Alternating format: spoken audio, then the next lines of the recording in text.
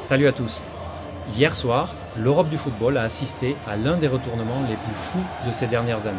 Le PSG vient de réaliser l'impossible face à Tottenham en finale de Super Coupe d'Europe.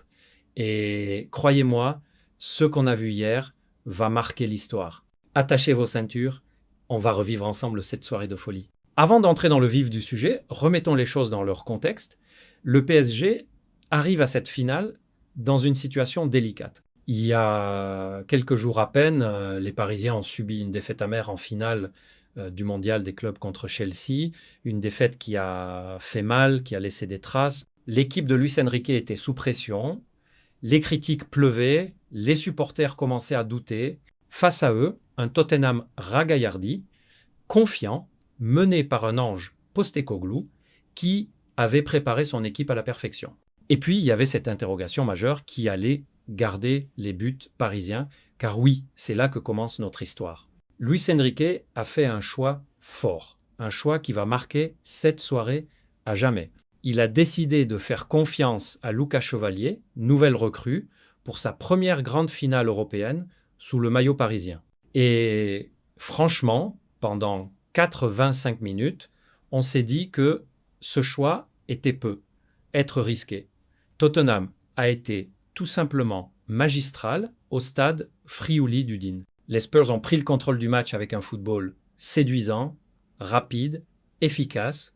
Les buts de Tottenham tombent méthodiquement, d'abord par Mickey Van de Ven, puis Christian Romero qui double la mise 2-0 pour les Anglais, et le match semble plié.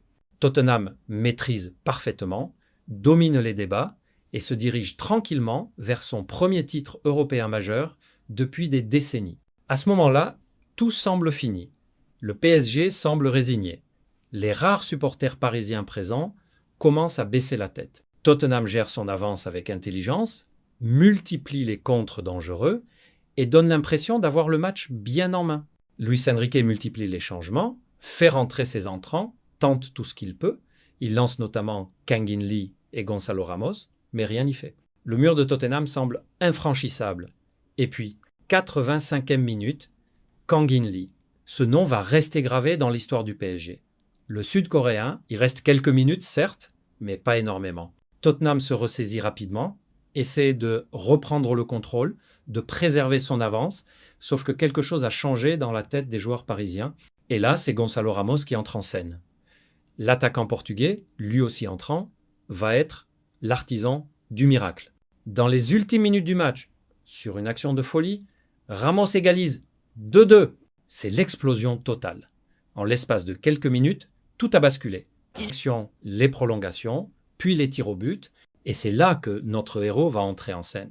Lucas Chevalier, le gardien qui disputait sa première grande finale européenne avec le PSG, va devenir le héros de cette soirée de folie. Au tir au but, Chevalier se transforme. Il lit parfaitement le jeu des tireurs anglais, plonge du bon côté et réalise des arrêts décisifs. Un arrêt, puis deux, puis trois. Le gardien parisien grandit avec l'enjeu, il se transcende complètement. Pendant que ses coéquipiers transforment leur penalty avec sang-froid, Chevalier multiplie les parades. Au final, victoire 4 tirs au but à 3 pour le PSG. L'exploit est total, la remontada est parfaite. Les images de Chevalier célébrant avec ses coéquipiers, courant vers les quelques supporters parisiens présents, l'émotion pure sur son visage, cet homme vient d'écrire son nom en lettres d'or dans l'histoire du club de la capitale. Et effectivement, l'Europe entière est sous le choc ce matin. Les médias anglais parlent d'un effondrement de Tottenham.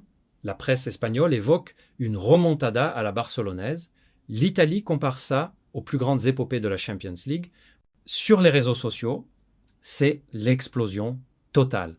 Les hashtags PSG, remontada et Chevalier Héros deviennent trending topic mondial. Les vidéos des buts de Lee et Ramos font des millions de vues en quelques heures, mais au-delà des chiffres, c'est l'émotion qui domine. Parce que ce qu'on a vu hier, c'est ce qui fait la beauté du football. Cette capacité à renverser l'impossible, à transformer la déception en extase, la résignation en euphorie pure. Tottenham, de son côté, vit un véritable traumatisme. Après avoir si bien maîtrisé pendant 85 minutes, voir la victoire leur échapper dans les derniers instants, puis au tir au but, c'est d'une cruauté absolue. Ah, il va pas pleurer Marquinhos comme la dernière fois, mais incroyable. Votre équipe est indestructible. On s'est dit à 10 minutes de la fin, c'est terminé. Et où avez-vous trouvé les ressources, Marquinhos?